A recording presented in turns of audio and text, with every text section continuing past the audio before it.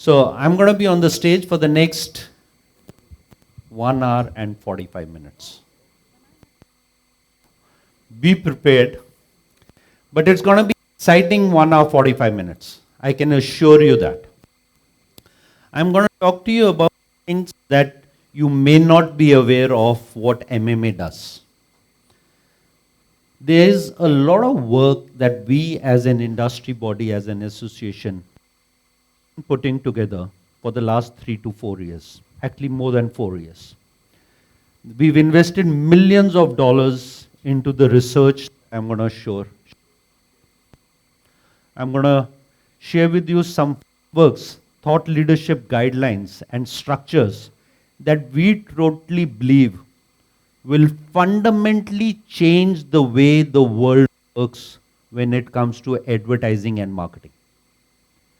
It is not something that you've heard before, I can assure you. Bits and pieces, I have been talking about it at Impact Forum, at Innovate, at Ramadan Insights, etc. You've got glimpses of some of those pieces.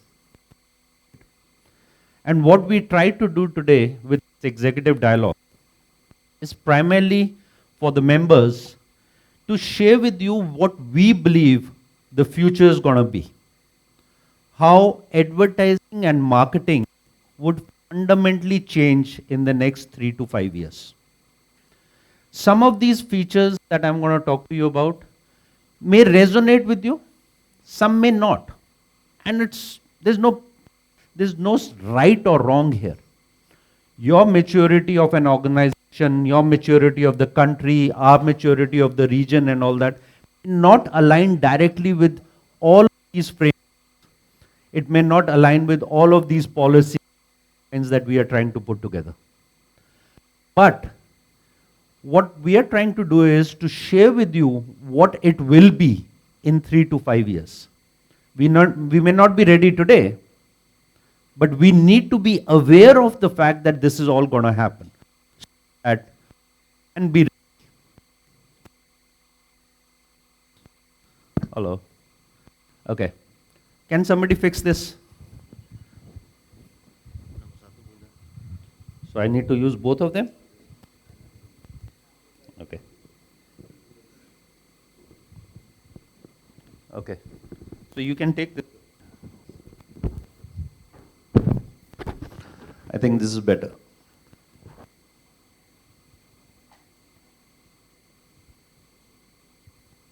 Okay. So what we also believe is the awareness that we want to create going forward. How many of the members in this room actually know all the frameworks that MMA builds on? Raise of hands. One framework that you are aware of that MMA does? 2. Okay, few hands. 2. And that's really what I want to change. And that's the focus that we have going forward for the next 6 to 12 months. I think we've been able to build and establish MMA as a body that has evangelized and changed the philosophy of pitching and moving along the fact that mobile was very important. We used to be called Mobile Marketing Association at one point in time. We established that. And then we started and we pivoted and we started saying digital advertising is 2016-17 marketeer-led digital advertising. And I think we did that. 3 years back, we started working on AI as a fundamental technology, the underlying technology that will change a lot of advertising and marketing. And we are still building on that. But all these technologies, at the end of the day, are means to the end. The end being advertising and marketing. The end being growth. All advertising and marketing is done to drive sales. It is also a feel-good factor with emotions, with storytelling, to build brand affinity, brand loyalty, etc. I personally believe a lot of that is not happening. Creative has taken a back seat in the last 3 to 7 years. because everybody is doing performance. But what about storytelling? We go around talking in networking sessions, one-to-one meetings, saying, brand loyalty is disappearing. Do you know why that is happening? Nobody is building a brand. Everybody wants to do a performance transaction business. And creativity and storytelling, emotions, are taking a back seat. I'm not saying it's right or wrong. Again, it depends on your priorities, your business, your growth agenda, etc., etc.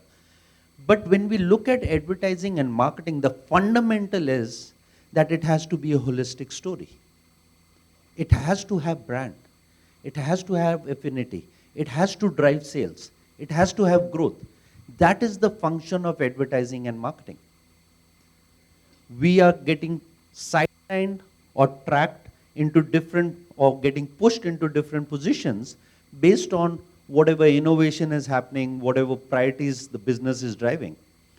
But this is an opportunity that we wanted to take to step back and look at it holistically as to what all is going to happen as we move forward and how this picture needs to be completed. So that's really the fundamental of what my speech over the next hour, 40 odd minutes. I'll try and be concise. I'm not going to bore you. But I also would like to make sure that it's not just a one-way dialogue. If you have any questions on any of my slides, there are a few slides, as you can imagine. In an hour and a half, if I don't have more than 50, 60 slides, then it won't be worth it. It'll be boring. But if you have any questions at any point in time, it's more of a dialogue. And that's why this title is Executive Dialogues. It's not a speech, it's not a conference, it's not a monologue. So with that, I'm going to dive into it. But before I do that, let me give you a quick overview of MMA. You all are aware of it. We work in Indonesia. We do have presence around the globe. We work for the marketing organizations. Our focus is to deliver growth for the marketeers. Our priority is to work on the future of advertising. As I said, we are not trying to solve the problem for today.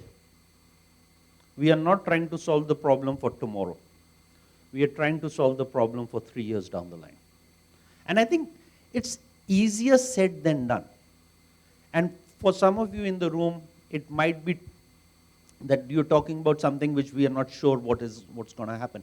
But that was the case in 2011, 12, 13 when we were trying to establish mobile. It was the same case when we were saying AI is important, and now all of you are using AI, I assume. Everybody is using personally and professionally.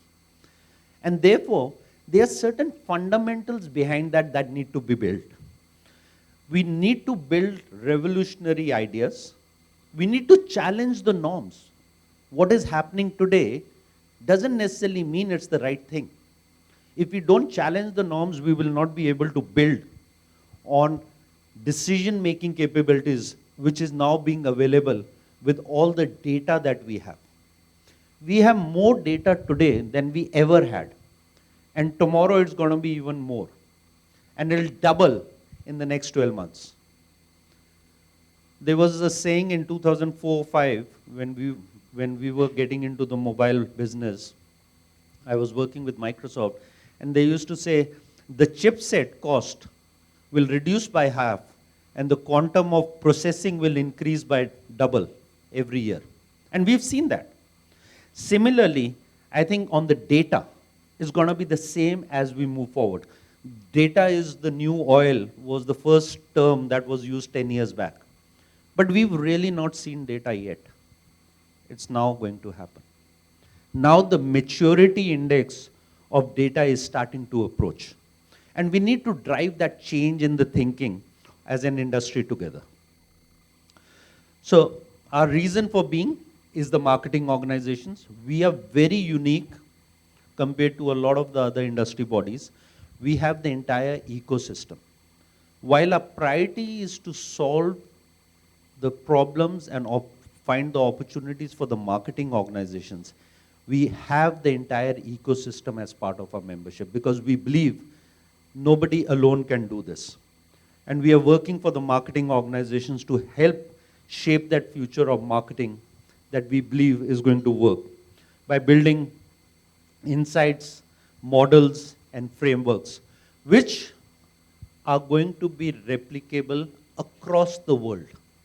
So that 80-20, 90-10 rule will apply.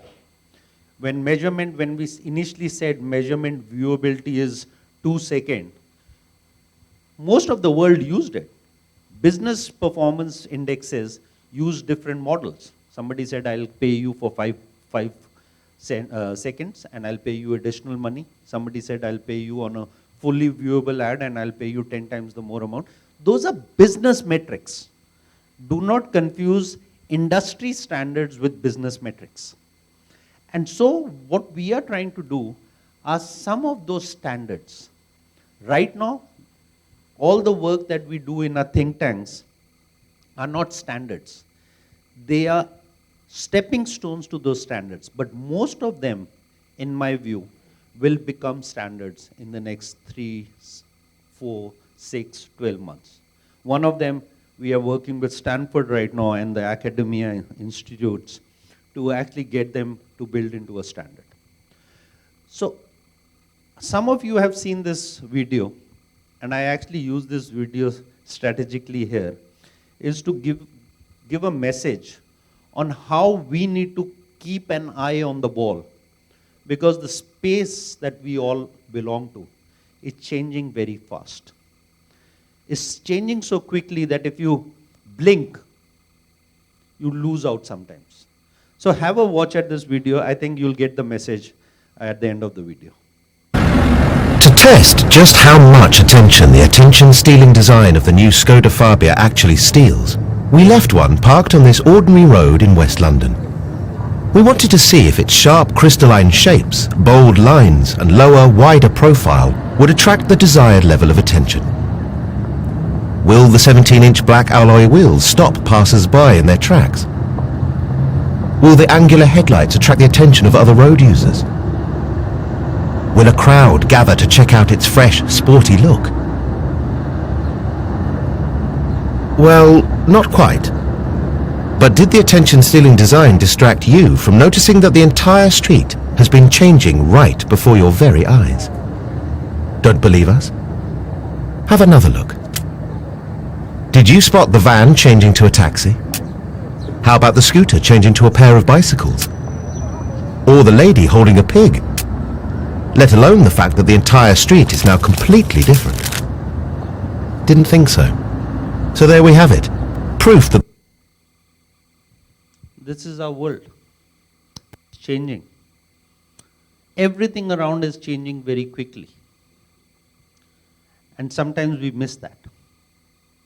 And I think we need to have that attention across the spectrum, not just in our own vertical or in our own segment on our own product. Because this change that happens around us will impact what we are doing. And that's very important. So what I'm going to talk to you about is that change that we are helping build. We believe the narrative that we have is going to help evolve that element of change as we move forward. So there are 4 fundamental pieces of work that MMA Global is working on. The first one is MAT, called the Marketing Attribution Think Tank. It is a community of leaders working towards building confidence in marketing's ability to measure and predict growth. We all know measurement has never been solved in advertising. Do you agree? Has anybody ever solved advertising measurement? Never. From print to radio to out of home to TV to digital to mobile and now AI. Nobody has solved measurement. Why? If you go deeper into it, the reason is because the models of measurement, the technology that we are tracking is changing faster than when we are able to build those models that measure that technology. And it will continue to be a challenge going forward. I don't think so there is any silver bullet which says, oh, we'll solve measurement in next 5 years. I don't want to even imagine what the measurement challenge in the next 5 years is going to be. What we are trying to measure today was not envisaged by most of you in the room 5 years back. Right?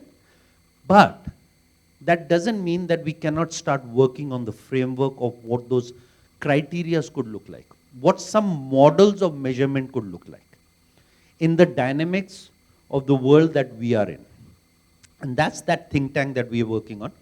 Each of these think tanks is a participation, collaboration of all of the members in the ecosystem, MMA members, quote unquote, who contribute with putting up the challenges, putting up the descriptions of what we should be working on. We invite academia, we invite professors, universities to participate with us to help frame those challenges, build methodologies, build frameworks, and then we put those frameworks, guidelines into practice.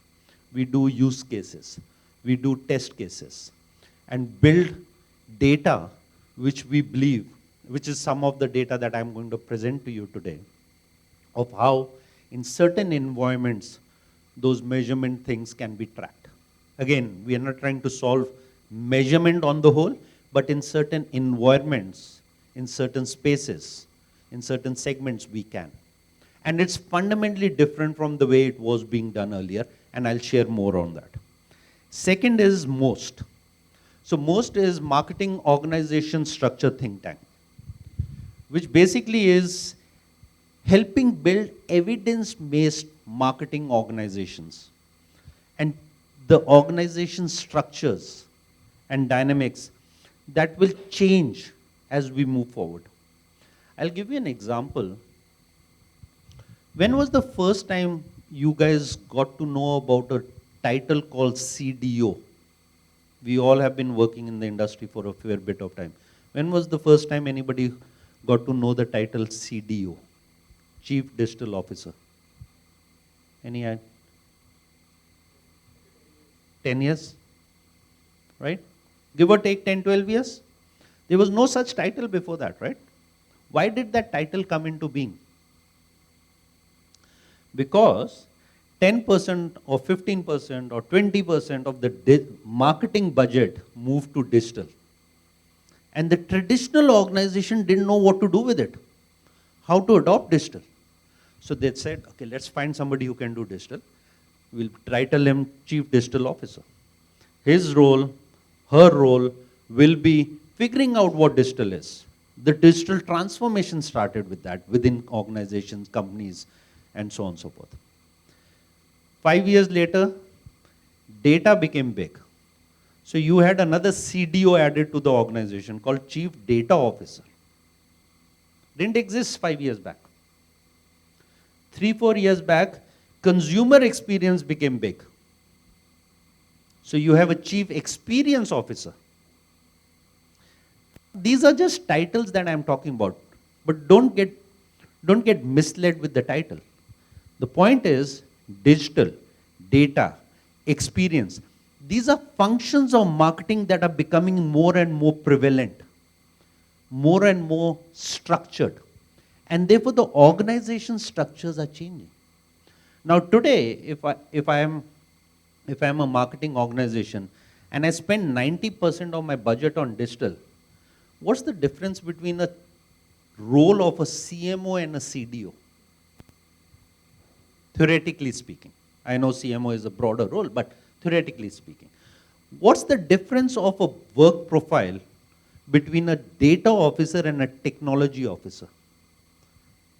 Or what's the overlap between those two? So those are the things that we are starting to work on, and we built frameworks, built some methodologies, and we've done use cases and tests on figuring out how the organizations will change in the next 5 years, 10 years. We've done those tests. We've actually used these models to run organization internal analysis with companies like AT&T and others of how they will change or how they are adopting to that change in the next 5 years, how they have changed in the last 12 months. That's also important. So that's the entire work that we're doing under the most think tank. Next is data. It's again a community of experts, leaders who are helping build consumer experiences supported by all the technology that is possible that aids the data. At this point in time, I do want to call out the fact that none of these think tanks work in a silo. They are all interconnected. And you will see that interconnect when I present each of these think tanks to you. And within each of these think tanks, we have different frameworks. So these are not only the 4 frameworks. So Matt has 2 or 3 frameworks under this. Most has 2. Data has 3 frameworks. AI has 2 other frameworks. So we are working on building different. But these are the 4 broad topics that we believe will drive organizational and advertising industry ecosystem change going forward. And last but not the least, enough has been said about AI. We all have been speaking AI for the last 12 months. You know the importance of it. But we started investment in AI, building an ALC, before ChatGPT happened actually. We had an ALC coalition announced before the launch of ChatGPT because we knew it was coming. We saw it. We've invested marketing dollars, marketing resources behind it to understand what it is. And within that, there are 4 chapters, 4 areas that we are focused on as MMA. There are many areas that need to be done, but we can't do everything. So we are working on media, creative, responsible AI. So those are the 4 areas that we are going to focus on from an MMA perspective. And we built framework on this of how to utilize that AI to actually get the desired results. And I'll share a specific framework and a specific few case studies around that. So that's broadly the four frameworks which you may or may not have been aware of that MMA is doing. So I wanted to take this opportunity to change the narrative, if you will. If you leave this room today, after the executive dialogue session, I want you to remember one thing, and one thing only. If you don't remember the names of the frameworks or the think tanks, etc., is that this is the organization that is going to help bring that change. The thought leadership that is going to happen in advertising and marketing is going to come from MMA. I can assure you, without an iota of doubt, there's nobody else in the world working to solve these problems. We are the only authoritative body who's working to solve these problems because we are aided by a very robust group of marketeers, publishers, agencies who can help us resolve this. And they are contributing, putting in their effort, their time, their money to help us do that. So thought leadership, best practices, that's what I want you to leave the room with. That's what MMA is going to do. Obviously, we are also pivoting a little bit. It's been more transactional in the past. It's been more technology-driven with mobile and ad tech, etc., martech. But now going forward, it's going to be the fundamentals. The second thing I want you to remember is advertising is going to be driven by science. Each of the methodology, each of the framework that we have is based on irrefutable scientific data. This is not somebody waking up, getting into a coffee shop, speaking to 2 professors, 3 marketeers and saying, this is the way to do marketing going forward. No, that's not the way. Each of the frameworks and methodologies based on scientific data and a methodology behind that. And we truly believe as we move forward, there's going to be a lot more science behind everything that we do. Even storytelling will be science-based because you have data that you can use behind it, which was not the case in 60s and 70s when we were building TV advertising. It was not the case when we were building an image for newspaper in 1940s. And it was not the case in 2000s when internet started and we started doing email marketing. The quantum of data, the quantum of knowledge, the quantum of experience was not there. But now we have all that. So those are the two things that I would like you to remember when you leave the room. Thought leadership and best practices is what MMA is focused on. There's nobody else doing it. Not that we know of, but we are very sure that we know that nobody else is doing it. And second is, everything that we are doing is going to be based on irrefutable data so that nobody can argue. If we don't succeed in any of the frameworks, if we don't have good results in any of the frameworks, we will share that also. Because that's also good learning. And I will share one of those case studies also with you. So, in that context, all the work that we are doing is in the new knowledge area. We believe these are the frameworks that are brand as performance, consortium AI for personalization, movable middle growth framework, markups readiness, project ROMI, data maturity, CX maturity, quality marketing measurement. We truly believe if you were to adopt this, whosoever adopts whichever framework will help build impact. And impact is equal to growth. That is our motive. That is our whole purpose as we build MMA and the industry going forward. Some of those frameworks, and we put it on this 2x2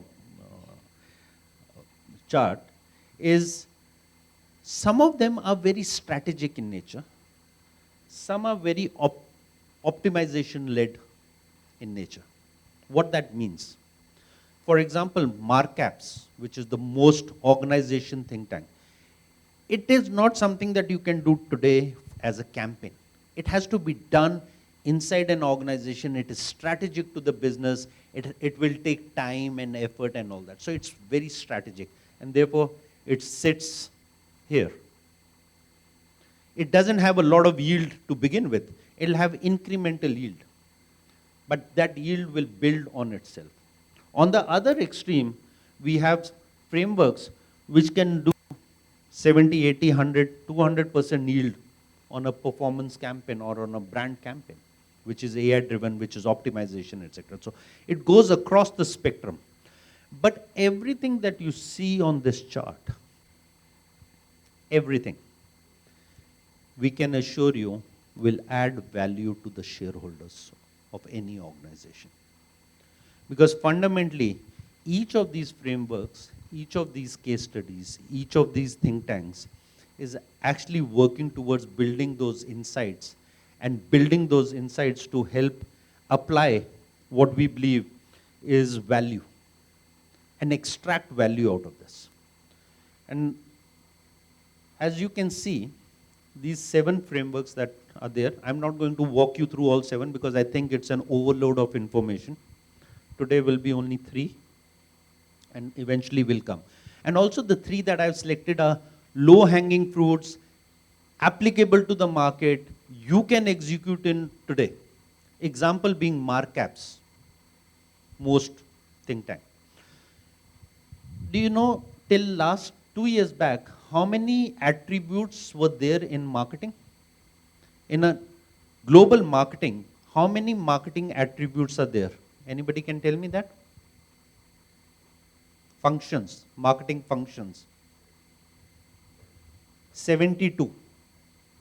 Now with AI, we believe there are 94 marketing functions. You need to have an organization structure that can support 94 attribution structures, right? So it may not be applicable in every market. It may not be ready for every market, every region. So what we are going to talk about today is the First, second strategy, which is creative, C, consortium AI, movable middle, and brand as performance. What you see, and some of you cannot see the numbers on this big screen because you are sitting at the back. You can look at the numbers on the TV opposite you. Is all the frameworks that we built, we've tested them.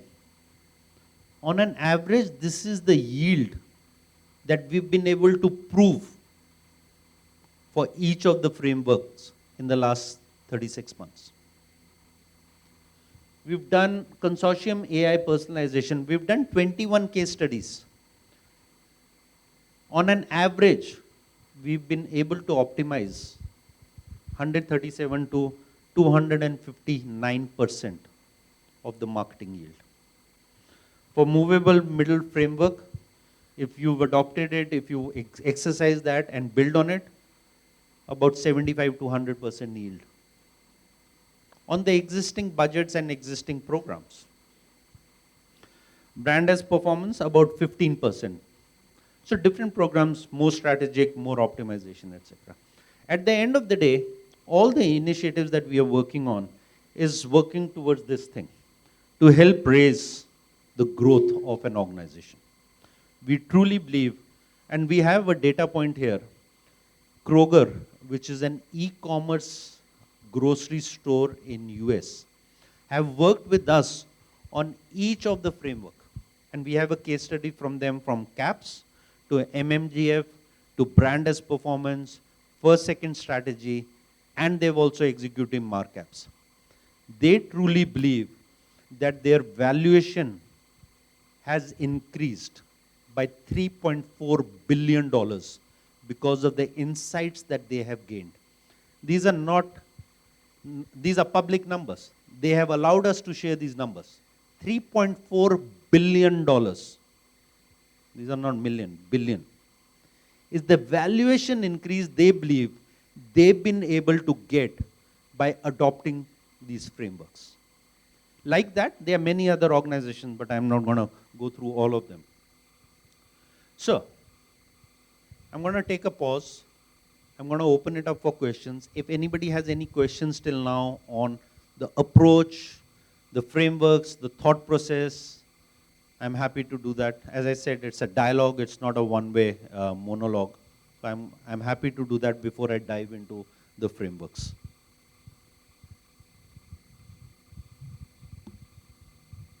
Either I'm very good at what I'm saying or you have no idea.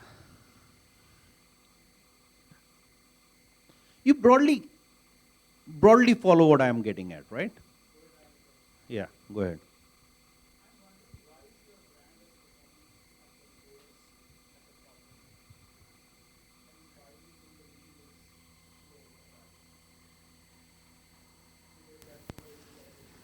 Yeah. It's strategic because the nature of brand as performance, and when I get into that framework, I'll explain to you. Brand as performance is not about what we are trying to do today. It's a long-term message. So the more the long-term result or play it is more strategic. Even every performance campaign, just to give you a quick nugget out of what I'm going to talk about, we believe every performance campaign should be tracked for 7 months after it finishes. How many people actually track a performance campaign when it finishes? Anybody? Nobody does it today. And that's the problem.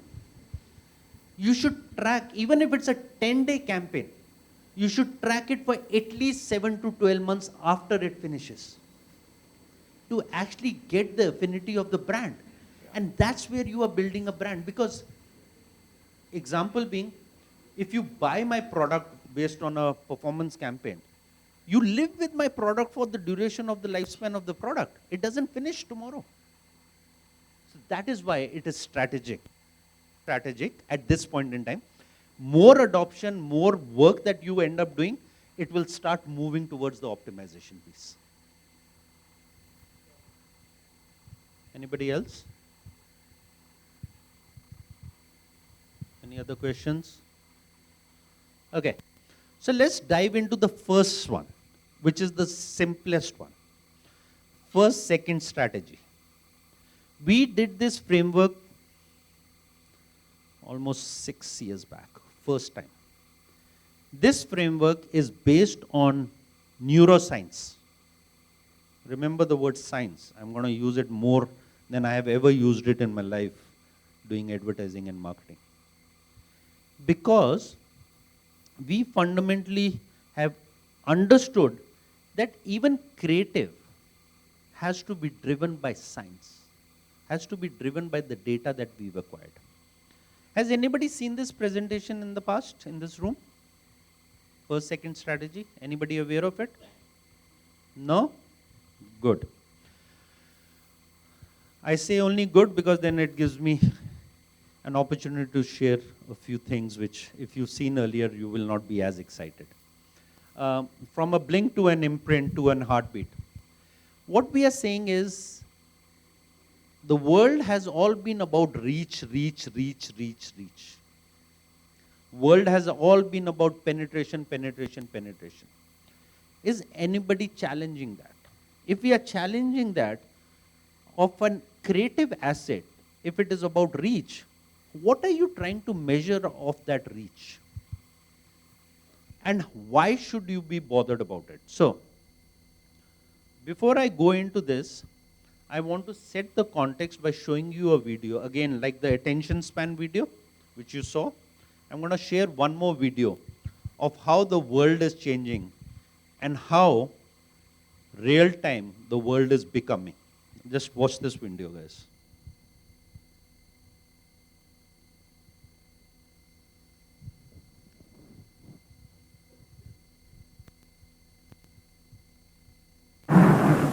But Holland comes in for a pit stop. Time to refuel and change tires. Lou Moore himself changes the tires. Only 4 crew members, including the driver, are allowed to work on the car. It's a tense time. Holland stays in his seat, anxious to get away. Let's watch.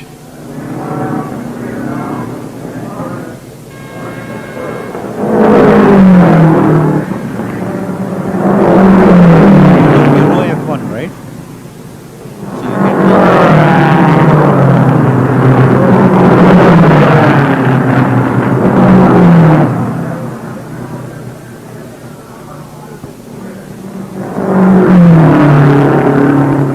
the pit stop. This is a pit stop.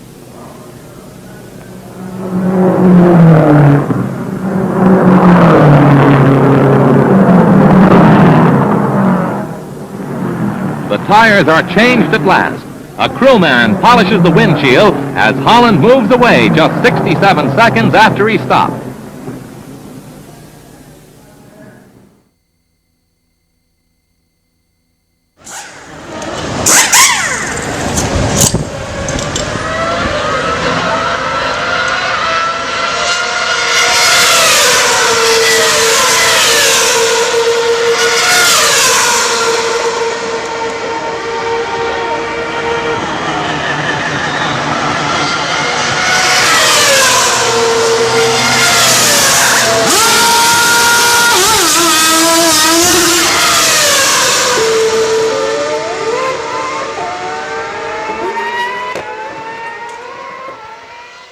Years apart, 2.6 seconds pit stop, 67 seconds that time. TV advertising in 1960 and reel advertising in today's times. Broadly same concept. But the important point I want to make here is, it is the attention that we are seeking. And the problem is, we believe that we have time. There are more advertisements every day that we have seen ever, right? In 1759, Samuel Johnson actually said, there are more advertisements that a man in 1700s than a human being could have processed. So what we are saying is, we are challenging the norm. This is one of the first frameworks, right? We are saying, what is it that you should be measuring? Are you measuring the exposure time?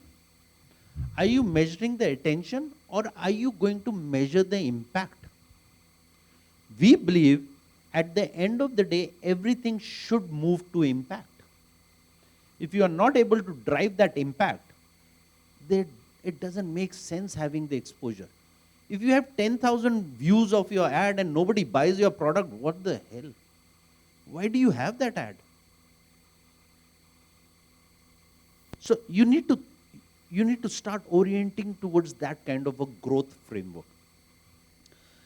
And what we are saying, the other thing is, the research, the focus of the research is how do we get attention, build cognitive ability into it so that we can get the impact which drives effectiveness. So that's the whole idea of exposure to time. Exposure to time doesn't necessarily translate into impact. How do we change that? If you see an ad, your brain cognitively processes that ad, and then you react to it. Right? That's normal how cognitive ability works for human beings. What we are trying to fill is the gap between ad seen to ad reacted to. And we've done use case and test cases for that, and I'm going to share that with you. So attention is a percentage of time that is required by consumers to see ad. Cognitive ability is the processing time the brain, the eye takes to understand what that ad is and then process it and then act on top of it. It's taken me 30 times more seconds to say that than for the cognitive ability of a human mind to process that. Do you understand? For me to even read this statement out is 30 times the more time than you have taken to process this in your mind. That's the cognitive ability, and that's what we all have. So cognition is very fast. Human brain needs less than half a second to engage with a mobile reel or a digital ad or a screen or a feed or anything else. Less than half a second is what is required to see an ad and to start processing it. How many of you knew that? Okay. And time is relative. We believe in a feed environment, which most of the ads that we see today, even on websites, etc., or even outdoor, to a very large extent, we are in if the ad is not in motion, we are in motion. If I have a billboard on the highway from here to airport, I am in motion. So I only have that relative time to see the ad. On a feed on Facebook, we are scrolling. So cognitive process is also accelerated for known brands. And I'll explain this to you. But before that I do that, I'll share with you, if I am browsing on Instagram today, this is my speed of browsing, right? That's my cognitive ability. If my mother was to browse, her speed of browsing is, but an 18-year-old browses. The difference between all of this is 0.2 seconds. It's very small.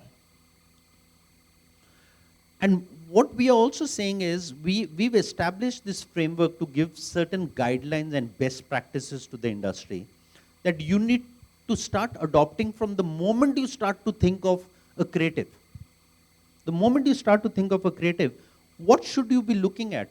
What should you be targeting for processing cognitively your ads and building those ads? And as I said, known brands get processed faster, but they tend to fail faster because of the nature of us being human beings. Our biases run faster than our advantages. Okay? So those are the broad structures for the framework that we have. And again, as I said, we think we have time, but in reality, advertisers don't realize that time is very limited. We think 30 seconds, 15 seconds, but what it really takes for a person to realize there's an ad and they recognize it is only half a second. But that half a second is the most important part of that ad. Because if you like that in the half a second, you will stay for the next 5. And you'll stay for the next 30. And you'll stay for the next 3 minutes if it's a long format ad. And if not, if it's just a display ad, you need to recognize the brand.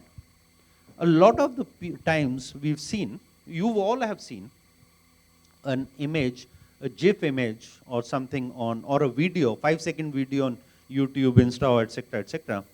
In the first frame, the brand name doesn't even exist.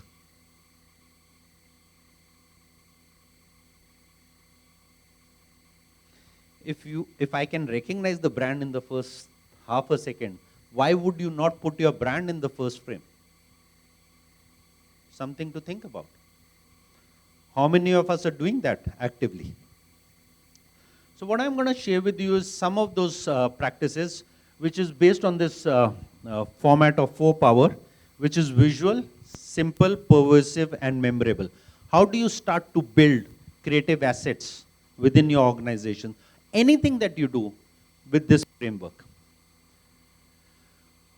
So first, overstimulation and selective attention. The world is vast. Attention is finite. Said, we have a lot of reach, but our attention span is finite. And we need to be selective of which one of those two we are going to follow. There's no right and wrong here, guys. We have to be selective. Because sometimes an ambiguous picture like what you have on the left-hand side can draw more attention than the picture on the right-hand side, which is very clear, specific, and explains the purpose. It depends on what you are trying to drive. What's the message you are trying to drive? What is the attention you are trying to seek so that you can get the right impact? That is more important. So it doesn't matter where you go. So a blur image like this can also trigger emotion. Example being red is love and passion, green is life and health, as an example. And different colors have different emotions. And what we are saying is, look at these fundamentals when you're doing your creatives. When the ad first appears on the screen, they can be seen as a blur, but it can still trigger an emotion. If you are a children brand, you may want to lead with love. If you are a financial brand or a pharmaceutical brand, you may want to lead with green. Something that you can think of. Second is, you will be able to drive the value of familiarity of the same product. This is the same product, by the way, on the screen. The familiarity can be driven based on the responses that you get from the ad. Second is, visual elements help decide the stopping power of the ad. Have a look at this picture on the screen and then tell me what was the first thing that you saw. Anybody?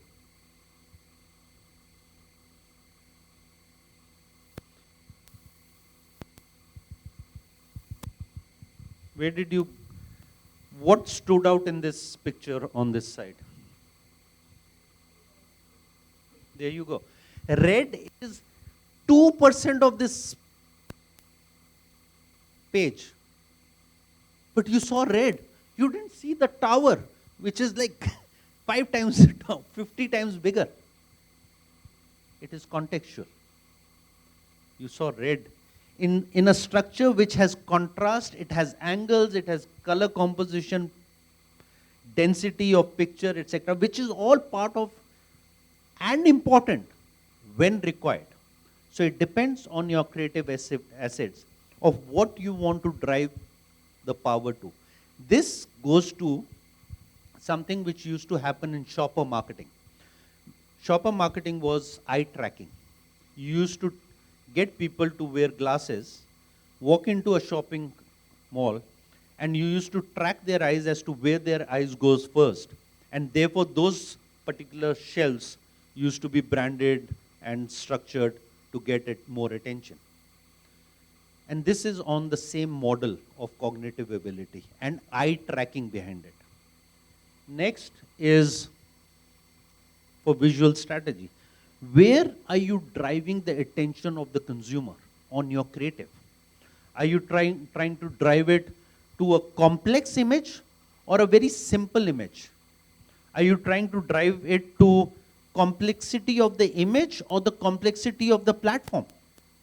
Those are also things that one should be working on. Certain platforms are more complex, and we work with platforms on a daily basis. And if it's the complex platform, then you should have a simple ad. If it's a simple platform, you can tend to have a complex ad.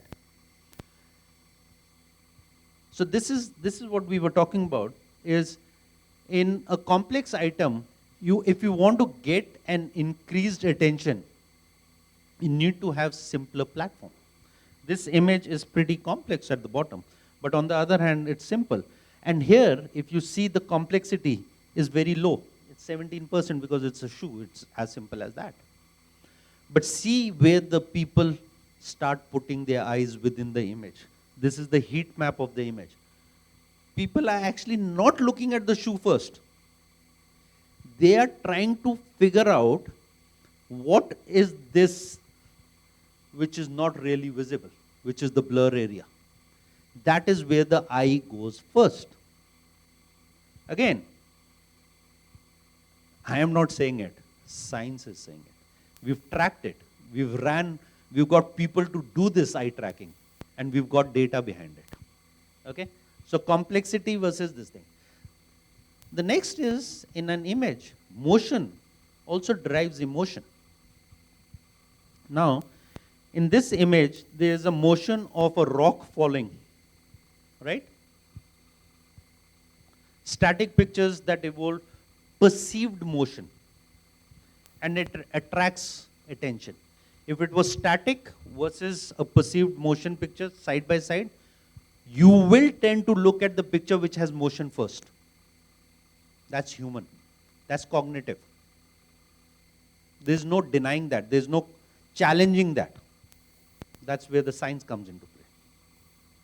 Now, example of that is those three images on the top versus the images at the bottom. This image in the center and the image here. Even incomplete faces draw attention due to the curiosity of the user. Same like the image on the shoes. The blur area or the ability to decipher that drew more attention than the actual shoe. In this case, the motion was driving more attention of the body parts than the images at the bottom. And the third thing is, the last thing is the gaze direction. Where do you want the person to look at first? Your image can decide that. If you have a message versus a call to action versus a headline, you have three assets, right, on an image, apart from your image, on your graphic. You can decide where the consumer should look at first. That's called eye gazing. Here in this picture, when the dog is looking at the puppies and the puppies are looking at the dog, that's where you will go first. That's cognitive. That's human. That's how you will look at it. And we have the ability to detect eyes more easily. And on the next one is, in this example, look at where her eyes are. That is where you will look at the image first. So if your eyes are looking at the brand name, you will look at the brand name before you look at the woman. But if it was looking straight at you, you will look at the woman first and not the brand. That's data. That's science. And so if you look at this, this one is demanding attention. Looking straight at you, you look straight back at her. It is directing attention because she's looking at the brand, you look at the brand. This is how cognition works. How many of us are looking at these things when we design a simple creative? Raise of hands. Nobody. Some of us, maybe bits and pieces. Not everybody is doing everything, but bits and pieces, right? Maybe. We are saying, start looking at it every time you do your creative. What's the problem? There's data. Why can't you do it? Why should the industry not focus on this as a starting point when they are looking at their own creative strategy? This is the fundamental change we say has to be adopted because we have technology and science that proves that this will draw better attention, therefore leading to a better impact. Example being, as I said, a lot of brands don't even put their logo in the first frame. Well, you lost the consumer, right? Unless until you have a MasterCard which has a logo or something which is integrated into the creative, or a Coca-Cola can which doesn't need to say Coca-Cola on top. There are few brands that have built that familiarity. But on an average, no, it doesn't work like that. Today if I say Coca-Cola, everybody says red, color-wise, right? Pepsi is blue. How many such brand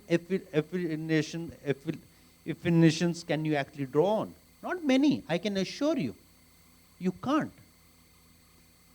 If I say a local brand here, I don't know which brand to use. Let's pick two.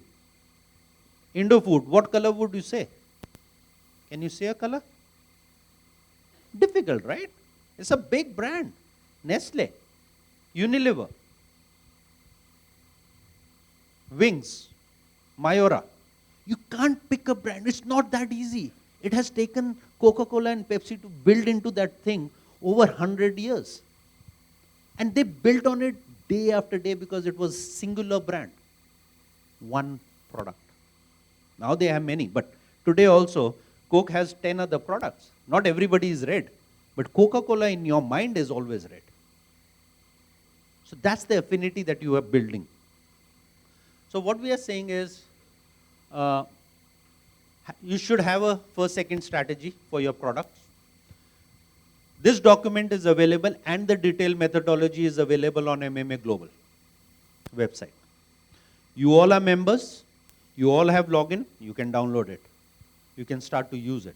If you are a marketeer, give it to your agency. If you are an agency, give it to your creative guy. If you are a creative guy, start using it. At least start thinking about it. If you can't use it today, at least start thinking about it. That this should be the way we need to work in the future. And then there are other things. There are somebody who's watching it without sound, so you need to have text, and others. Those are the hygiene factors of advertising that you need to use. But the cognitive ability and the cognition and the science behind it is what I shared with you. So you should go back and think, what is your first-second strategy? Do you have one? If not, maybe it's time to have one. Start thinking of building one. Because it's important. There are tools, there's technology that aids this kind of thinking now. So you should be thinking about it. So I guess the question is, if you don't have a first-second strategy, start building one. If you think there is a need for a discussion within your creative teams, within your brand teams, within your media teams about how do you plan this, you should start doing that. So that's the first framework that I wanted to share. Again, I'll pause. Happy to take questions, any discussions that need to be done for this one. The reason why I'm doing the questions now is because as I go along, I have 3 more frameworks to talk about. You might actually lose the question or not have the context. So, anybody?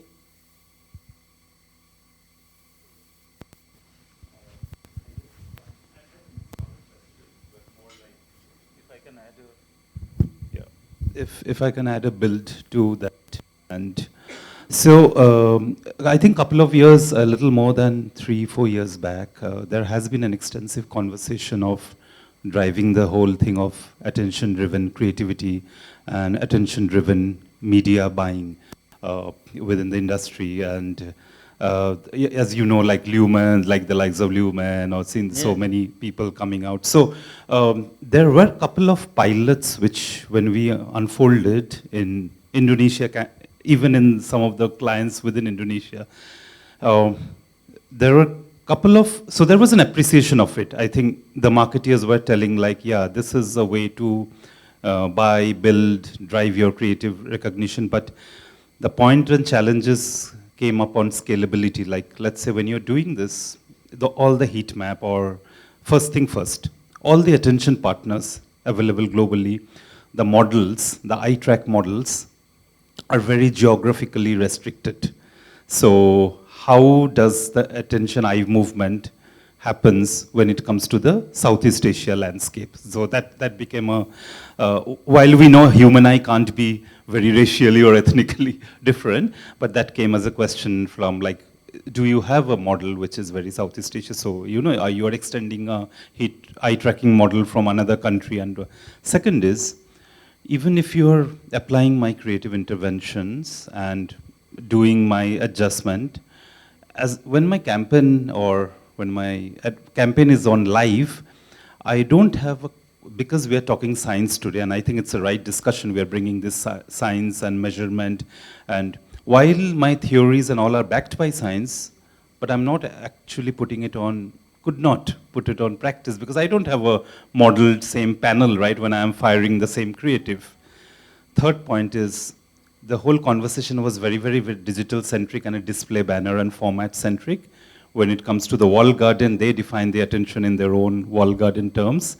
And out of home or coming to television, like you said, where actually the true attention was there, the attention partners could not quantify. So these things came up, and point is it could not became a, while there was a fantastic studies with Karen Nelsonville came out, it could not really spur into a scalability. And many of the marketeers actually, I mean, not only in Indonesia, I mean, I come to the whole of ASEAN zone and even in the whole APAC zone, couldn't really lift it up. So that's why more of the performance metrics, like you said, like 1 month, 30 days metrics, 7-day attribute, and that came. So that's like a, you know, it's a bad shit, but yeah, that's what. No, you are right. And I think, as I said, we built this, we started on this 6 years back. I think we were ahead of our time. You also need to have a maturity of the market. And I think now is the time when all of that is also starting to fall in place. Yes, the platform complexity, this platform has this metric, that pattern, all that you have to deal with. This is what we are saying is the starting point that everybody should be looking at. Because once the adoption is broad scale, then all those technology challenges that you had of understanding, is it available, can it be available, will happen when the adoption is mass scale. When it is on a use case or a test case basis, those adoptions, those challenges will exist. The second thing that I do want to say, and don't quote me, is, okay, sometimes it's laziness when people ask questions to prove things which are already established. Cognitive ability in Southeast Asia is no different from anywhere else in the world. If you start saying, how does it work in Southeast Asia? I think you are just being lazy, you don't want to do it. That's it. I don't know how else to answer that question. There's no other way to answer that question. If you don't want to do it, you come up with questions like those. I don't know if there's any other answer for that. But again, I think that's where you need to be bold to have that conversation, both sides of the coin. Yeah, I think it's more like the scalability. Like if my developed markets having a model today of attention, why it did not unfold in my most growing market and economy? So it's just that way. I think the difference is, and what we are saying is not just attention. I think we are saying reach attention's impact. If you were to able to drive the impact, and was it linked to impact? If it is able to link to impact and you can drive it, I think that's the answer there. Because attention is not sales. It's engagement, it's not sales. And at the end of the day, if you were able to prove with that campaign, theoretically, that you actually drove 2% additional sales, I don't think so they would have challenged it or questioned it. So impact is where I think we need to finish. Anybody else?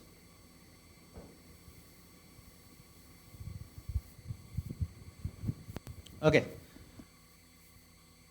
Guys, seriously, I'm very happy to extend this time if you guys are okay with it. To answer any questions, make this session a bit longer if that's what you require. Otherwise, we'll run through it and maybe we can do it later. Second is, the second framework that I'm going to talk to you about is AI personalization. Everybody's been talking about AI. Personalization, I think, is the lowest hanging fruit in AI today. Can be executed by everybody in every market. Answers the question that you had earlier, is it only in developed market? Can it be in other market? Can be done anywhere. What we did was we built this. I told you we started working on our AI think tank before ChatGPT actually. We've done a lot of work. These are the 4 areas that we are going to focus on: creative, media, measurement, and responsible. Again, going back to our 4 broader think tanks. We built an AI coalition, 275 member companies, people, webinars, training materials, everything that you can think of is available. If you are a member, you can log in, you can access all these webinars, you can access the AI skills training for marketeers only. We've launched creative scoring with AI experiments. We have launched AI experiments in audience measurement.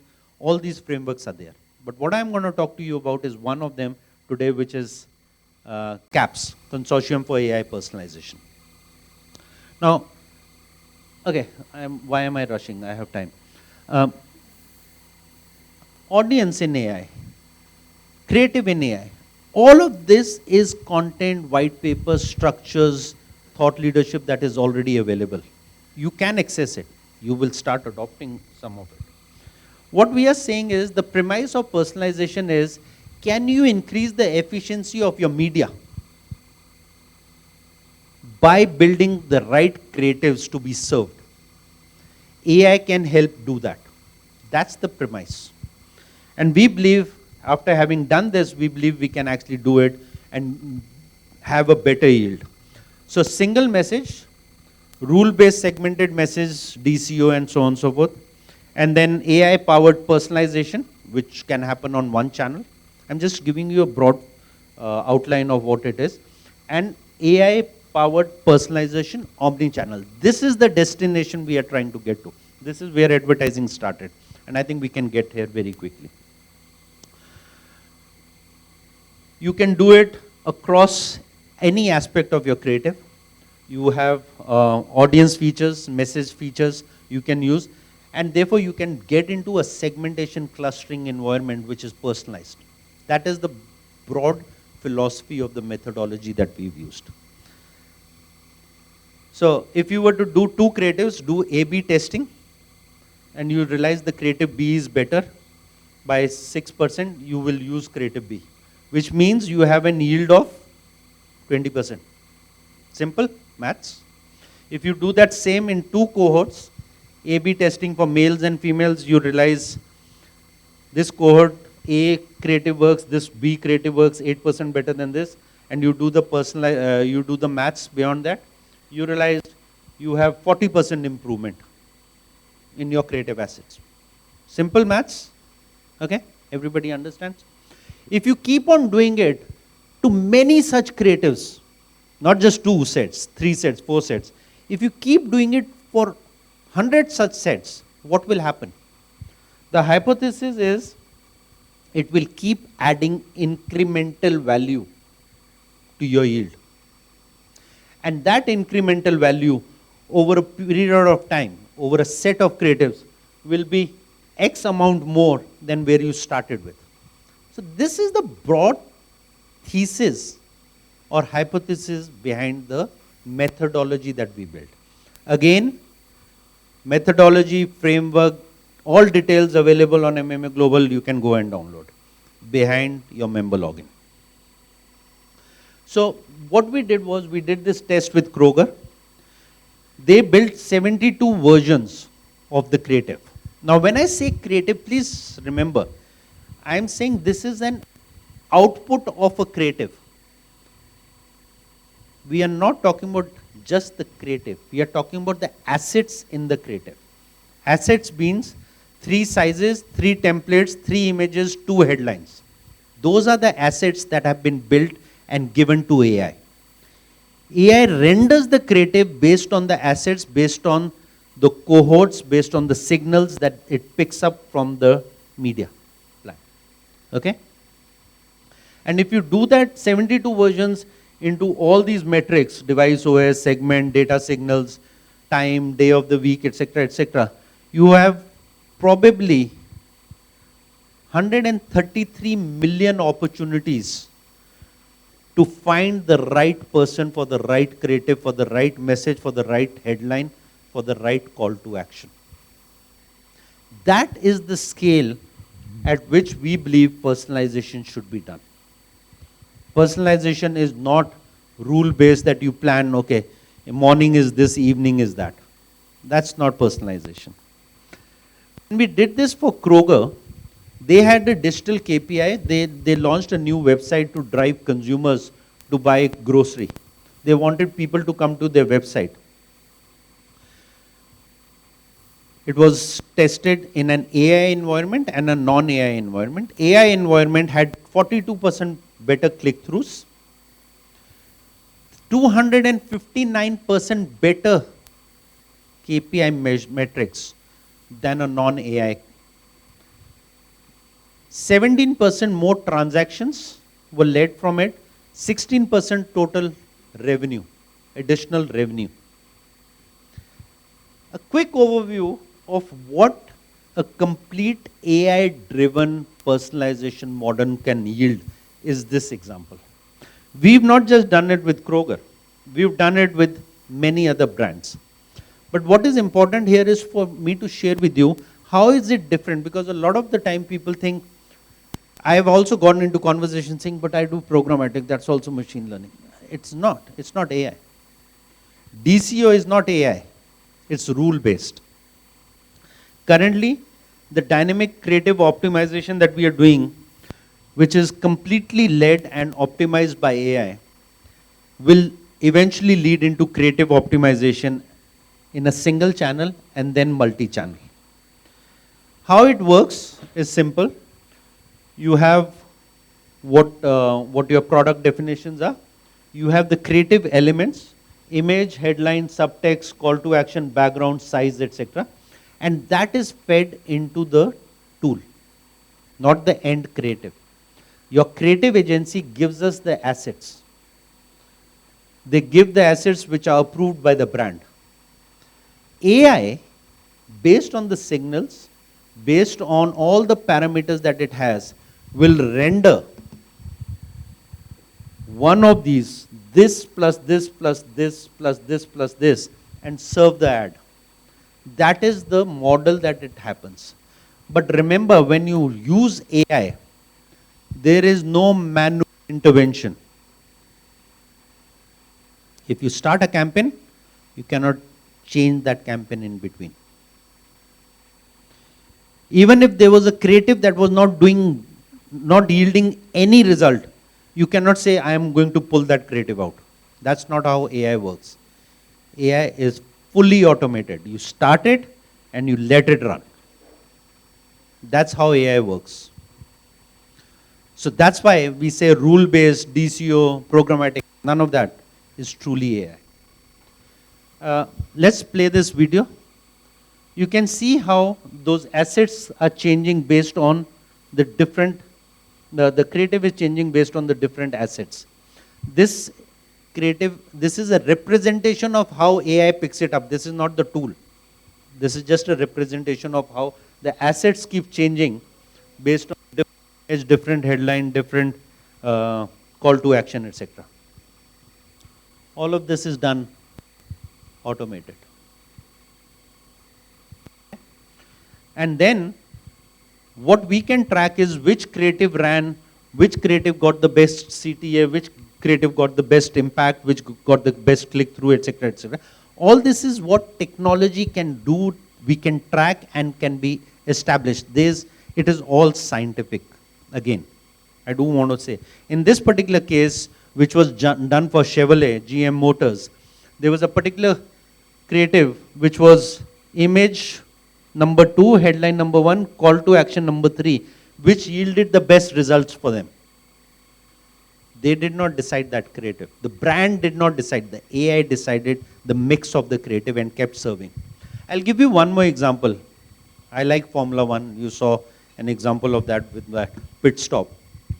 We were doing a campaign for Shell. Shell sponsors F1. There was a particular creative. They had creatives about drivers, about circuits, about different cities, etc., etc. So they were running a campaign, and there was a driver creative in the assets, for which for the first 10 days was performing as good as any other creative was performing, right? In the driver creatives, with a certain call to action. But on one unfortunate night, a particular driver met with an accident, not on the circuit, a personal accident he met. And there was news on the internet at 9:30 or 10 o'clock Europe time. By the time the news got onto the feeds and everything, it was about 10:30. From 10:30 onwards till next day evening, that creative which showed his face was the most engaged and impactful creative. AI did it based on what was happening on the internet, what it was searching, what it was scrolling, what the news was coming up. No human intervention involved or engaged. And you cannot do it. If something like that is happening and your creative director or a person is sitting in anywhere, even in the same city like the accident, you can't do that. So what happens is, when you have randomized rotation of ads, you get a certain amount of variation in your creatives. But when it's optimized by AI, the versions that you see can change on many other factors that you are not aware of. And therefore, the cumulative conversion difference is huge. I don't know if you can see it on this on the screen here, but this is the non-conversion and this is the conversion line. The gap, incremental gap, is very big. So what we are saying is, if you were to do this on an average, and we've done 21 campaigns on this, guys. You will see we've done 21 campaigns. On an average, the upside of optimization of the creative is 149% across all campaigns. And this is campaign specific. That's why it is optimization, right? And it ranges from 23% to 279%. We've also had example of General Motors, which did a creative, 15 asset creative on 2 videos, which generated 0 yield. 0 compared to non-performing. But they only did it with 2 creatives, which clearly established personalization is only at scale, cannot be done between 2 creatives. That's not personalization, then you're just doing A/B testing. And we've done it across various sectors. We've done it on Kroger, General Motors, Progressive is an insurance company, Shell, is an oil company, AT&T, Monday.com, Bayer, Indeed, Abbott, and last week we closed with Lavi Nestle in Vietnam. We've done these case studies. What we are saying is, you can do these case studies using any of the channel, web, mobile, audio. You can have to have a digital KPI. The KPI can be web page visits, app installs, ticket sales, apply, web form complete. So Monday.com was a lead generation case study. Indeed was an app install. And we've done it on channels like video, CTV, omni-channel, landing pages, location, brand, retail, LTV. Can be done across the funnel. That's the point. The purpose of this slide is to tell you it can be done anywhere. And we've done it. We've done audio case creative also, we've done video, we've tested all of them. When we say we, MMA has a methodology. There's a partner that is called Claritas who has taken that methodology, built it into the system. And we've run these case studies. On an existing campaign, those brands had. These are some of the results, some of the KPIs that you can see. Which brand used what KPI, how many number of creatives they used. Kroger did the first case study with 72 creative assets. Assets worth 72 creatives. Let me rephrase it. The second case study they are doing with assets worth 500 creatives. See this one. MLB, Major League Baseball. 2056 creatives for a campaign. Because they've tested it. They started with 72, did 250, 512, 1000, and now they're doing 2056. And they are seeing the results. The results are 65% average across 7 case studies. It's close to about $1 million a case study. And they've got 65% yield across each one of them.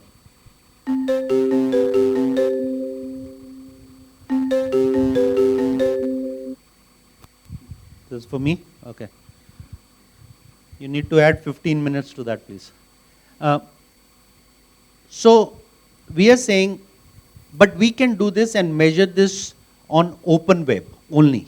Wall gardens, we cannot measure this. If you were to do this today, you need to be aware of the fact that AI being totally autonomous, only 10%, the first 10% of all creatives, all media will not yield any result. That is the time the AI is learning. Is the balance 90% that yields the results. And the way you need to approach it, it's simple. And we can help you do this, execute. If you have a campaign that's coming up anytime in the future, and you want to test, learn this, you can approach us. It's very simple. Your existing technology partner, your existing campaign, your existing creative team, your existing media plan, open web. We will have the technology partner called Claritas give you the pixel integration and the JX file, which will integrate into it, and it will do the optimization of the entire media automatically. And after the period of the campaign, MMA will work with you guys and Claritas to build the insights, give you the case studies, and you can run it. You have a 2-week campaign, 3-week campaign, 4-week campaign, 6-week campaign, doesn't matter.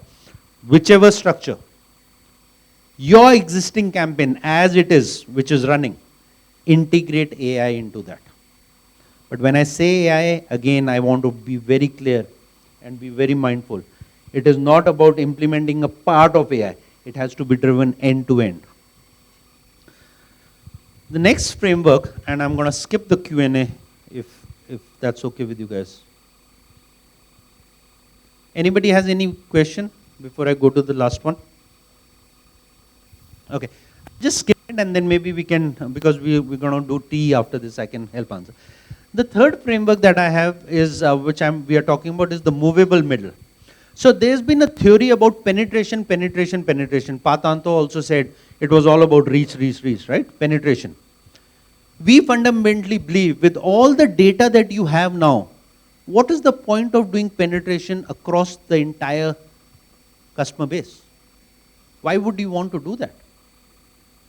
It's not productive. You need to challenge that norm. You need to be sure that you are able to use the technology, the benefits of the technology, the data, etc., and fine-tune your focus. So I'm going to skip this again test. So if this is your complete audience, what we are saying in MMGF, movable middle, you have certain audience which is a loyal audience, certain audience which is an unresponsive audience for every marketeer, right? And there's a certain audience which is likely to buy your product if the right message, right price, right promotion, right place, etc. happens. So that is where we are saying you need to identify your movable middle. You need to focus on targeting and advertising to the movable middles. It's important to do that because a certain part of the unresponsives, for whatever reason, brand loyalty, economic ability, etc., are never going to buy your product. So why are you spending and talking to them? Let's say in an example, I am a Singapore Airline frequent flyer member, I am a loyalist here. My driver at home is a Scoot or AirAsia member because of economic ability. He will never fly a luxury airline like Singapore Airline, for example. I'm just citing an example. But what is the point of Singapore Airline advertising to him? If they can identify that cohort and signal and profile, why advertise? In an aspiration that one day he'll be able to buy Singapore Airlines. I don't think so that's the right approach. Yes, maybe over a period of time his affordability may change and that time he may move into it. That is the time you start talking to them. Why talk to him today? Doesn't make sense. The reason why we say that is we've done test cases based on this premise. This is the thesis. This is the philosophy behind movable middle. We've done test cases. We've done campaigns. And to drive $1,000 worth of sales, end result, how much money, marketing dollars are used between those three sections? Movable middles, favorables, and unresponsives. Anybody wants to take a guess? This is science, scientific data. This is based on actual results of campaigns across 3 campaigns. Okay? Campaigns are Kroger, Campbell, and Totino's Pizza. So it's not like small brands, small case study here and there. These are established. We've done 7 case studies. This result is from 3. Anybody wants to take a guess? What percentage, how many dollars would have spent to get $1,000 worth of sales between those 3 categories? Okay, I'm going to spare you the pain. For unresponsives, if you want to do $1,000 worth of sales, you need to spend, based on data, based on the case studies, $2,173 worth of marketing is required to get $1,000 worth of sales. In loyals, you need to spend $599. Reason for that is they are most likely to buy. They need differentiation. They need more. They need value because they are already your loyals. So you need to convince them more. So you need to get their attention more. Right?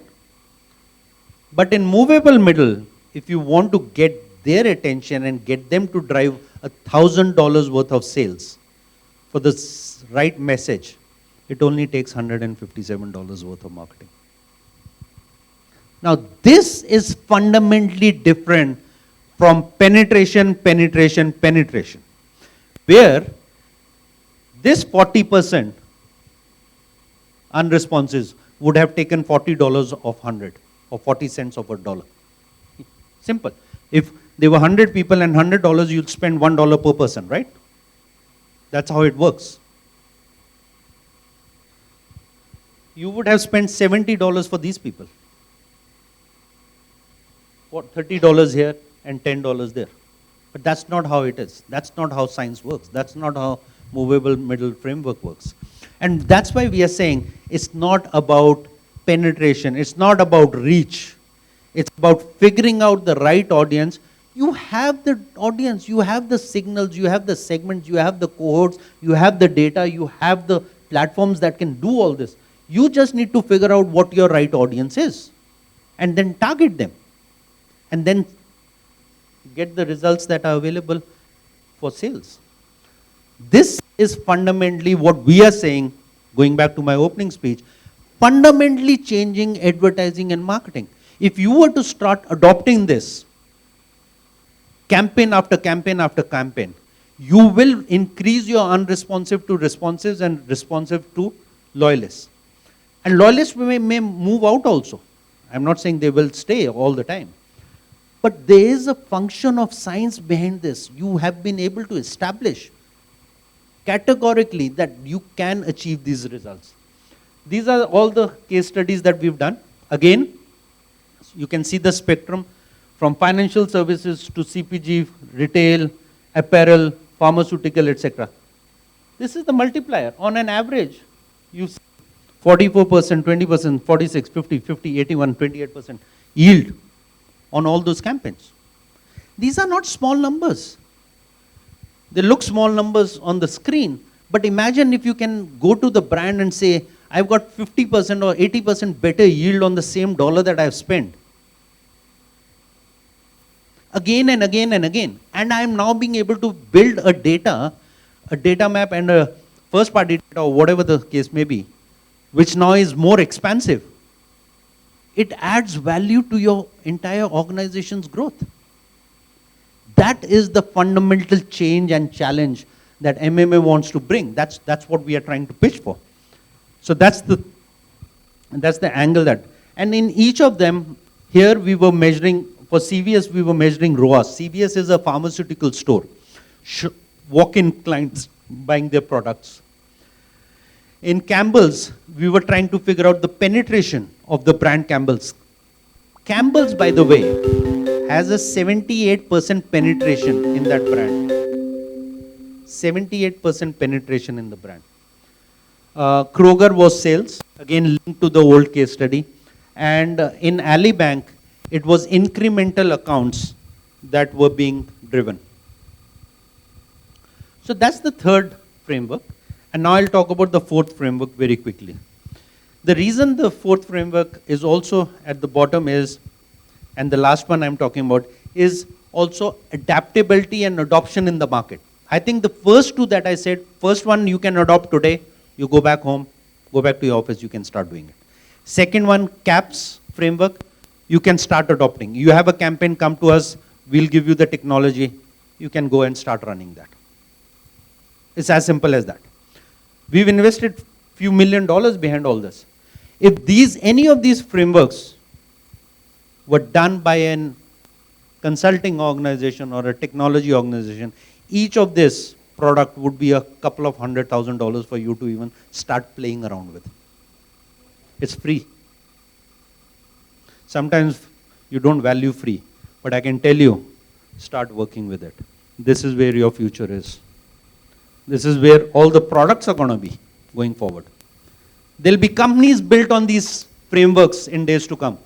I can assure you. Figuring out how to find the movable middle. There'll be a company doing that for you. Because that's the future. There'll be a company like Claritas being built right now, as I think, to actually do the personalization at scale campaigns for you guys. Has to be. If it's yielding 110% yield, why would you not do it? It's brainless if you don't do it, if you don't start thinking about it. The world needs to start thinking about it. The entire ecosystem now needs to start thinking about it. And that's where fundamentally MMA is going with. Change is inevitable. We are helping build the building blocks of that change. We have millions of dollars invested in this research, methodology, etc., which can lead you to be better informed to do that.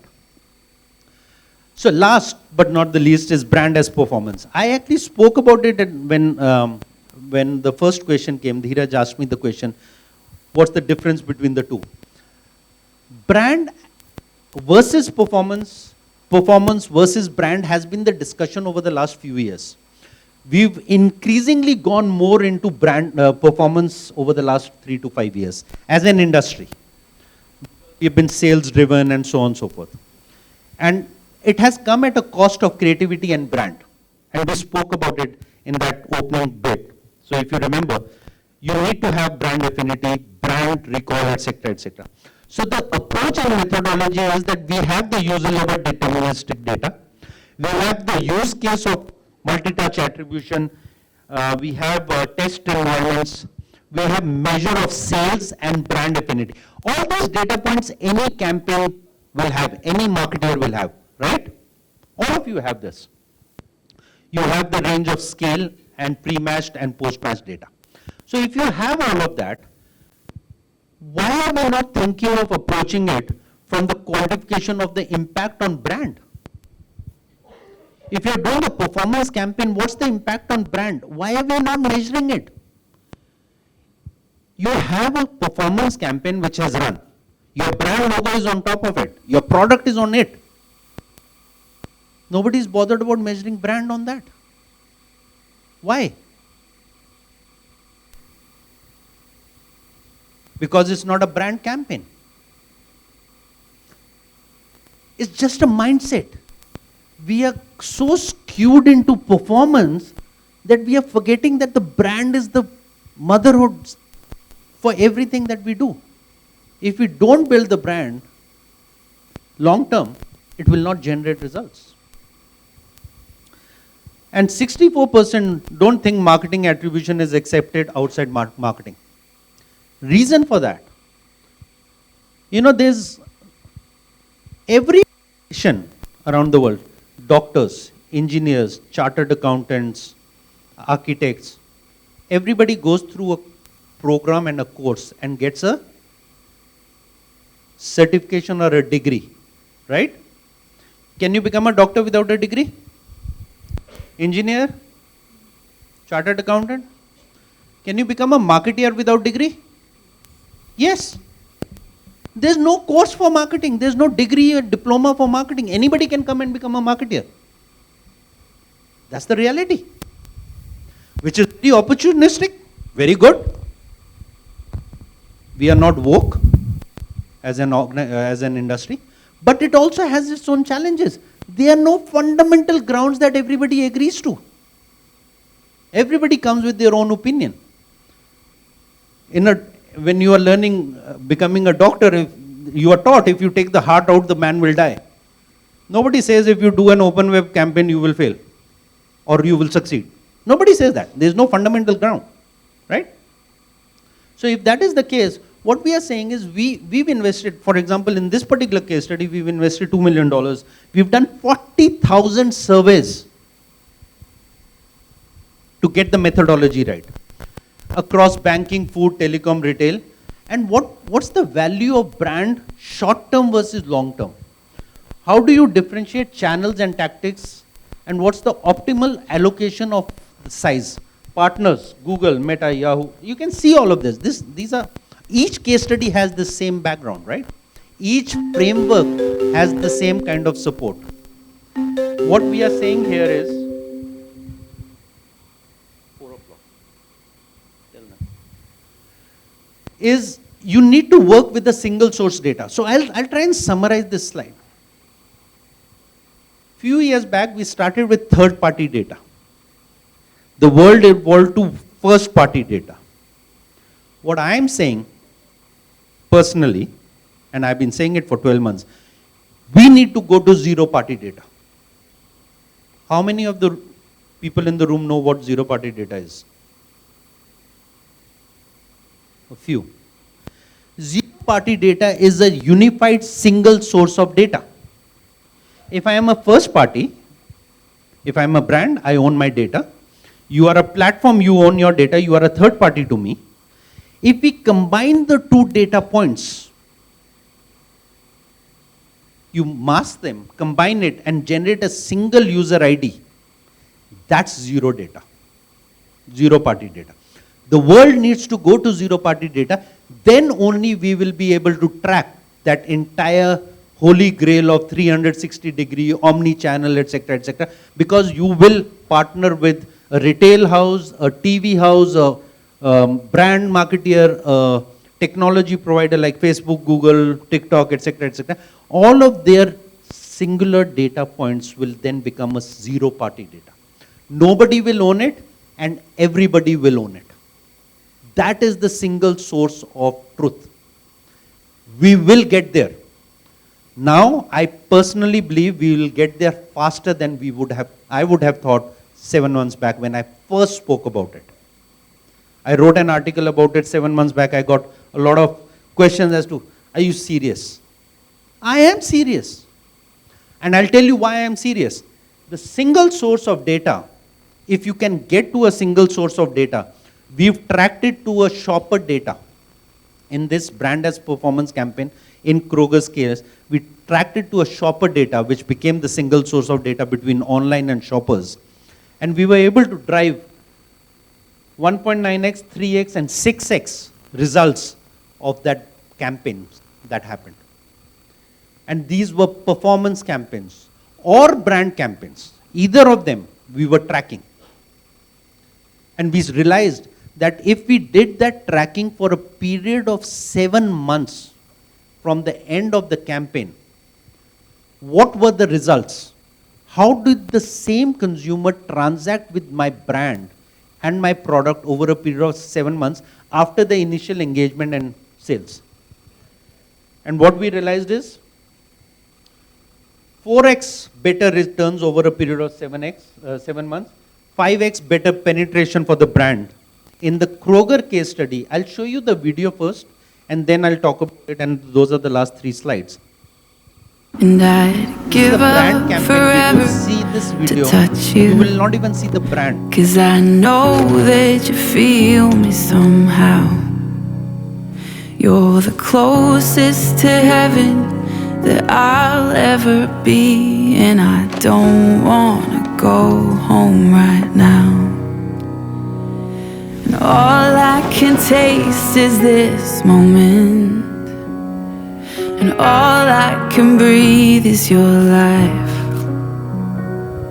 And sooner or later it's over. I just don't wanna miss you tonight. And I don't want the world to see me, 'cause I don't think that they'd understand. When everything's made to be broken, I just want you to know I am. I just want you to know I am.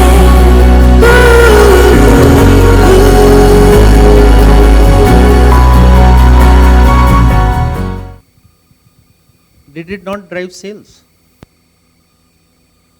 It's a brand campaign. It drove sales. You see the results here. It drove sales.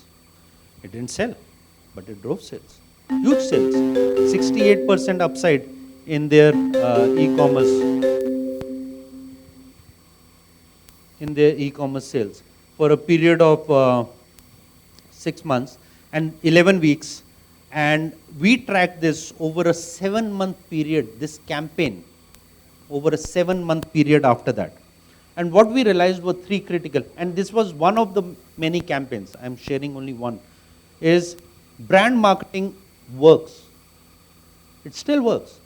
And if it was a performance campaign, you were building brand. And if it's brand campaign, you are still building performance. It has to work brand as performance, performance and brand.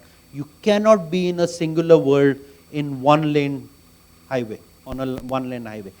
That is not the future. Yes, advertising industry over a period of time has gone into this side or this side, and we've been debating brand versus performance and all that stuff. But that's, it has, long term, you cannot build the industry if you keep dividing those lines. Brand favorability converts to decisive results.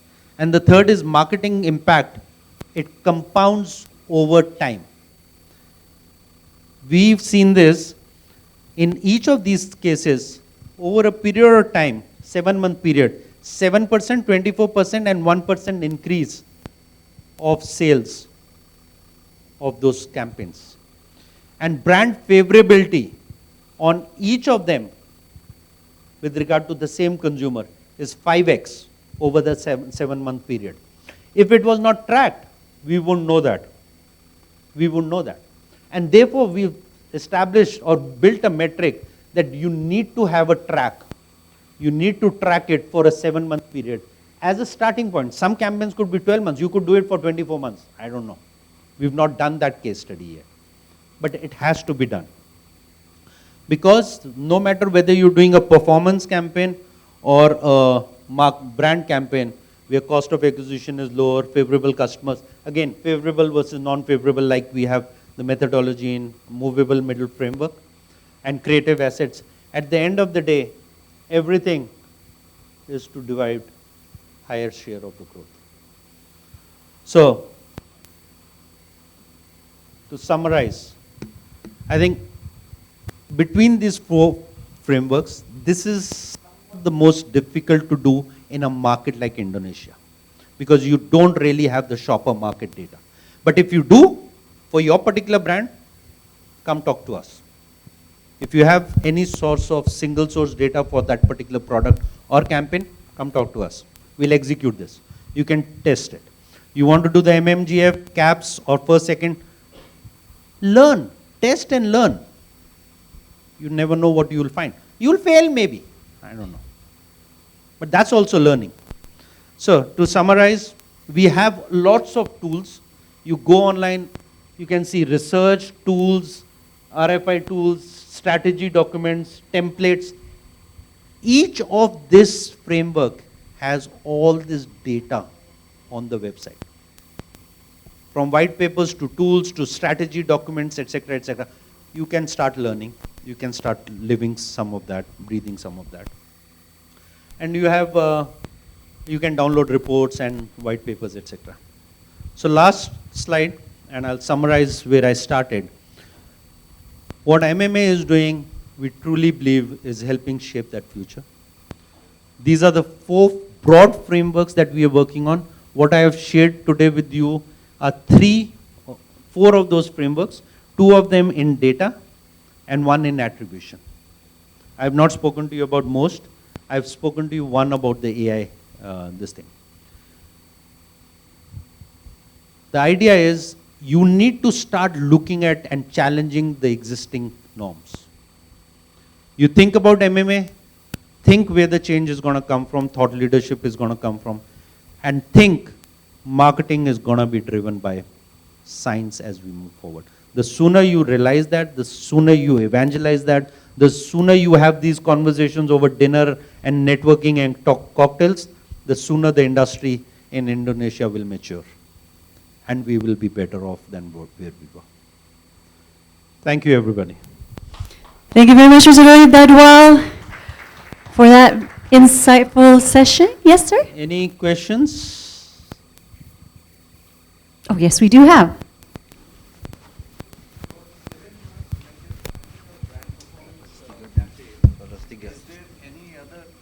Is there any other stimuli happening, or? Yeah. It happens. You can't stop that.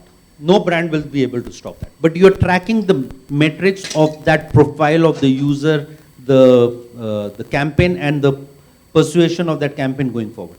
Yes, there are other stimuli. Are they contributing? Maybe. But we are specifically targeting, like in Kroger's case, because it became a first-party data, they ended up buying more products. Did they see another ad online on Kroger? Maybe not. No. Outside, the driving by, they saw the Kroger store. Yeah, they saw it. You cannot track that. You cannot track that. Okay. But again, like the question earlier when we were talking about eye tracking and it's not established and all that stuff. It is a methodology. That's why we are not saying these are standards. These are frameworks. These are guidance. It can add to another stimuli. Another stimuli can add to that 5x thing. But you wouldn't even know that it was there if you were not tracking it. And that's what is important. I think the eye on the ball here is, are you tracking it to be able to figure that out? And tomorrow if there's another stimuli, does it add more value, or is it incremental or multiplier? We've not done that part. But in these 3 case studies, there was no direct engagement using the medium that we used earlier. Okay. Do we still have any more questions, maybe from the floor? If you do, please raise your hands. Okay, so I'll finish by saying this. There's a lot. What I presented is a lot of data, lot of new thinking. I understand sometimes it's not easy to digest. Please log on to MMA Global. If you have questions, drop Shanti, Ray, or myself an email. I am here every month. I can actually set up another discussion if we get collection of 5-7 questions, we can set up another smaller session. I can get on a call or something and help answer some of this. My only suggestion and advice is log on, whichever of these frameworks attracts you more. Log on, start studying, start reading. Because it's happening. We want you to be part of that change. Thank you. Thank you very much. Can we have a round of applause, Mr. Rohit Dadwal?